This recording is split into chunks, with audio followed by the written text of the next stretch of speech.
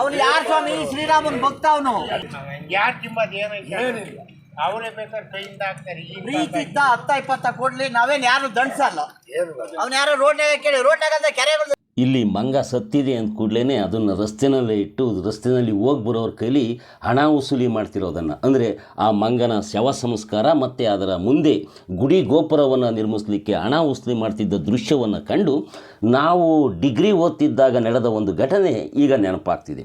ಅದೇನಪ್ಪ ಅಂದರೆ, ನಾವಾಗ ನಮ್ಮ ತುಮಕೂರು ಜಿಲ್ಲೆ ತಿಪ್ಟೂರಿನ ಕಲ್ಪತರು ವಿದ್ಯಾಸಂಸ್ಥೆಯ ಪಲ್ಲಾಗಟ್ಟಿ ಅಡವಪ್ಪ ಕಾಲೇಜಿನಲ್ಲಿ ಡಿಗ್ರಿ ಓದ್ತಿದ್ವಿ. ಈ ಡಿಗ್ರಿ ಓದ್ಬೇಕಾದ್ರೆ ನಾವು ಈ BH ರಸ್ತೆನಲ್ಲೇ ನಡ್ಕೊಂಡು ಕಾಲೇಜ್ಗೆ ಹೋಗ್ಬೇಕಾಗ್ತಿತ್ತು. ನಾವು ಕಾಲೇಜ್ಗೆ ಹೋಗ್ಬೇಕಾದ್ರೆ ಈ 1 ಕಿಲೋಮೀಟ್ರ್ ದೂರ ಆಗ್ತಿತ್ತು ನಾನು ನಡೆದು ಹೋಗುವಂಥದ್ದು. ಆಗ ನಡೆದು ಹೋಗ್ತಿರ್ಬೇಕಾದ್ರೆ ರಸ್ತೆಯ ಆಜುಬಾಜಿನಲ್ಲಿ ನಡೆಯುತ್ತಿದ್ದಂತಹ ಎಲ್ಲ ವಿದ್ಯಮಾನಗಳನ್ನು ನಾವು ವಿಶೇಷವಾಗಿ ಗಮನಿಸ್ತಾ ಇದ್ವಿ. ಯಾಕೆ ಗಮನಿಸ್ತಾ ಇದ್ವಿ ಅಂದರೆ, ನಮಗೆ ಆಗ ಒಳ್ಳೆಯ ಲೆಕ್ಚರರ್ ಇದ್ದರು, ಅಂದರೆ ನಮಗೆ ವೈಚಾರಿಕ ಪ್ರಜ್ಞೆಯನ್ನು ಮೂಡಿಸ್ತಿದ್ದಂತಹ ಲೆಕ್ಚರರ್ ಇದ್ದರು. ಹಾಗೆ ನಾವು ಆಗ ಭಾಳ ಪ್ರಸಿದ್ಧವಾದಂತಹ ಪತ್ರಿಕೆ, ಕನ್ನಡ ಜಾಣೆಯರ ವಾರ ಪತ್ರಿಕೆ ಲಂಕೇಶನ್ನು ಕೂಡ ಓದ್ತಾ ಇದ್ವಿ. ಅದರಲ್ಲಿ ಬರ್ತಿದ್ದಂಥ ತೇಜಸ್ವಿಯವರ ಬರಹ, ಲಂಕೇಶರ ಬರಹ ನಮ್ಮಲ್ಲಿ ತೀವ್ರ ವೈಚಾರಿಕ ಪ್ರಜ್ಞೆಯನ್ನು ಮೂಡಿಸಿದ್ದು. ಹೀಗಿರ್ಬೇಕಾದ್ರೆ ಆ BH ರಸ್ತೆಯ IB ಸರ್ಕಲ್ನಲ್ಲಿ ಶನಿಮಾತ್ಮನ ದೇವಸ್ಥಾನ ಅಂತಿತ್ತು. ಭಾಳ ಚಿಕ್ಕದಾಗಿದ್ದ ದೇವಸ್ಥಾನ ಭಾಳ ಬೇಗ ಪ್ರಬುದ್ಧಮಾನಕ್ಕೆ ಬಂತು.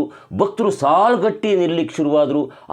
ಎಷ್ಟು ಜನಪ್ರಿಯವಾಯಿತು ಅಂದರೆ, ಆ ತಿಪ್ಟೂರಿನಲ್ಲಿದ್ದಂತಹ ಹಳೆಯ ದೇವಸ್ಥಾನಗಳಿಗಿಂತ ಈಗ ಹೊಸದಾಗಿ ಹುಟ್ಟಿದ ಆ ಶನಿಮಾತ್ಮನ ದೇವಸ್ಥಾನ ಬಹಳ ಬೇಗ ಪ್ರಸಿದ್ಧಿಗೆ ಬಂತು. ಅಲ್ಲಿ ಗಂಟೆ ಕೈಯಲ್ಲಿ ಬಾರಿಸ್ತಿದ್ದ ಕಡೆಗೆ ಎಲೆಕ್ಟ್ರಾನಿಕ್ ಗಂಟೆ ಬಂತು, ಅಂದರೆ ಸ್ವಿಚ್ ಹಾಕಿದರೆ ಗಂಟೆ ಬಾರಿಸುವಂತಹ ಆಧುನಿಕತೆಯನ್ನು ಕೂಡ ಆ ದೇವಸ್ಥಾನ ಅಳವಡಿಸಿಕೊಂಡು ಅಲ್ಲಿಯೇ ಇದ್ದಂತಹ ಅನೇಕರ ಕಣ್ಣನ್ನು ಕುಕ್ಕಲಿಕ್ಕೆ ಶುರುವಾಯಿತು. ಹೀಗಿರಬೇಕಾದ್ರೆ ಏನಾಯ್ತಪ್ಪ ಅಂದರೆ, ಆ ಶನಿಮಾತ್ಮನ ದೇವಸ್ಥಾನ ಗಮನಿಸ್ತಿದ್ರಲ್ಲ, ಅವರಲ್ಲಿ ಕೆಲವರು ಅಲ್ಲಿ ಒಂದು ದಿನ ಮಂಗ ಸತ್ತೋಗಿದ್ದನ್ನು ಗಮನಿಸಿರು. ಆ ಮಂಗನನ್ನು ತಂದು ಅರೆ ಇದಕ್ಕೆ ಶವ ಸಂಸ್ಕಾರ ಮಾಡಬೇಕು, ಇದಕ್ಕೆ ಗುಡಿ ಗೋಪುರವನ್ನು ಕಟ್ಟಬೇಕು ಅಂತೇಳಿ ಹಣ ವಸೂಲಿ ಮಾಡಿ ಒಂದು ಗುಡಿಯನ್ನು ಕೂಡ ನಿರ್ಮಾಣ ಮಾಡಿಬಿಟ್ರು. ಆಂಜನೇಯನ ಗುಡಿ ಅಂತೇಳಿ ಮುಂದೆ ಅದಾಯಿತು. ಹೀಗಿರ್ಬೇಕಾದ್ರೆ ಆ ಕಡೆ ಶನಿಮಾತ್ಮ ದೇವಸ್ಥಾನ, ಈ ಕಡೆ ಆಂಜನೇಯನ ದೇವಸ್ಥಾನ ಎರಡೂ ಕೂಡ ಪೈಪೋಟಿಗೆ ಬಿದ್ದಂತೆ ಭಕ್ತರನ್ನು ಸೆಳೀಲಿಕ್ಕೆ ಶುರುವಾದರು. ಅವರೊಂದಿನ ಹರಕತೆ ಏರ್ಪಡಿಸ್ತಿದ್ರು, ಇವರೊಂದಿನ ಹರಕತೆ ಏರ್ಪಡಿಸ್ತಿದ್ರು.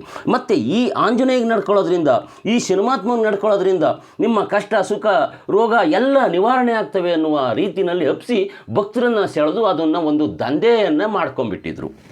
ಇದನ್ನೆಲ್ಲ ಸೂಕ್ಷ್ಮವಾಗಿ ಗಮನಿಸ್ತಾ ಬಂದಿದ್ದ ನಾನು ಆ ದಿನಗಳಲ್ಲೇ ಸ್ಥಳೀಯ ಪತ್ರಿಕೆಯೊಂದರಲ್ಲಿ ದೇವರು ಬೆಳೆಯುವುದು ಹೀಗೆ ಅಂತೇಳಿ ಆ ಎರಡೂ ದೇವಸ್ಥಾನಗಳ ಉದಾಹರಣೆಯನ್ನು ಕೊಟ್ಟು ಒಂದು ಲೇಖನ ಕೂಡ ಬರೆದಿದ್ದೆ. ಇರಲಿ, ಆನಂತರ ನನಗೆ ತಿಳಿದು ಬಂದಿದ್ದೇನಪ್ಪ ಅಂದರೆ, ಈ ರಸ್ತೆ ಬದಿನಲ್ಲಿ ಏನು ಆಂಜನೇಯನ ದೇವಸ್ಥಾನಗಳಿದಾವಲ್ಲ, ಅವೆಲ್ಲ ಬಹುತೇಕ ಮಂಗಗಳು ಸತ್ತ ನಂತರ ಅವುಗಳನ್ನು ಅಲ್ಲಿ ಶವ ಸಂಸ್ಕಾರ ಮಾಡಿ ಏನು ಆ ಗುಡ್ಡೆ ಇರುತ್ತಲ್ಲ, ಆ ಮಂಗನ ಗುಡ್ಡೆ, ಅದ್ರ ಮೇಲೆ ಕಟ್ಟಿದಂತಹ ಆಂಜನೇಯ ದೇವಸ್ಥಾನಗಳಾಗಿದ್ದವು. ಅವು ಬಹಳ ಪ್ರಸಿದ್ಧವೂ ಆಗಿದ್ದವು ಅನ್ನೋ ವಿಷಯ ತಿಳಿಯಿತು.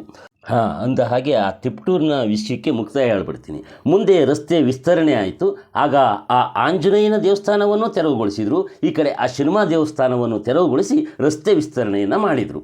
ಇದನ್ನೆಲ್ಲ ಇಲ್ಲಿ ಯಾಕೆ ಹೇಳ್ತಿದ್ದೀನಪ್ಪ ಅಂದರೆ, ಇಲ್ಲಿಗೆ 1-1.5 ತಿಂಗಳಿಂದೆ ನಮ್ಮ ಶಿರಾ ತಾಲೂಕಿನ ಪಟ್ನಾಯಕನಹಳ್ಳಿಗೆ ಹೋಗಿ ಬರಬೇಕಾದ್ರೆ ಒಂದು ಸಂಜೆ ಹೊತ್ತು ಅಲ್ಲಿ ಒಂದು ಮಂಗ ಏನೋ ಆಕ್ಸಿಡೆಂಟ್ ಆಗಿ ಸತ್ತಿತ್ತಂತೆ. ಆ ಮಂಗವನ್ನು ಇಟ್ಕೊಂಡು ಅದರ ಶವ ಸಂಸ್ಕಾರಕ್ಕೆ ಮತ್ತು ಅದರ ಮುಂದಿನ ಎಲ್ಲ ಕ್ರಿಯೆಗಳಿಗೆ ಹಣ ಬೇಕು ಅಂತೇಳಿ ರಸ್ತೆಯಲ್ಲಿ ಹೋಗಿ ಬರೋರಿಂದ ಹಣ ವಸೂಲಿ ಮಾಡ್ತಿದ್ರು. ನಾನು ಅಲ್ಲಿ ಕೂತಿದ್ದಂಥ, ಇಲ್ಲಿ ನೀವೇನು ನೋಡ್ತಿದ್ರಲ್ಲ, ಈ ಕೈ ತುರ್ಕೊಂಡು ಮಾತಾಡ್ತಿದ್ರಲ್ಲ, ಅವ್ರಿಗೆ ಹೇಳ್ದೆ, ಅಲ್ಲ ರೀ, ರಸ್ತೆಯಲ್ಲಿ ನಾಳೆ ಇಲ್ಲಿ ಗುಡಿ ಕಟ್ತೀರಿ, ಓಟು ತೊಂದರೆ ಆಗ್ತವೆ, ಇವೆಲ್ಲ ಕೋಮಗಲಭೆಗೆ ಇನ್ನೊಂದಕ್ಕೆ ಕಾರಣವಾಗ್ತವೆ, ರಸ್ತೆ ವಿಸ್ತರಣೆ ಆಗುವಾಗ ತೊಂದರೆ ಆಗ್ತವೆ ಅಂತ ಹೇಳ್ದೆ. ಅದಕ್ಕೆ ವಯ್ಯ ನನ್ನ ಮೇಲೇ ಉರಿದು ಬಿದ್ದ. ಇರಲಿ ಅಂತೇಳಿ ಸುಮ್ಮನಾಗಿ ಈ ವಿಡಿಯೋವನ್ನು ಮಾಡ್ಕೊಂಡು ಬಂದೆ.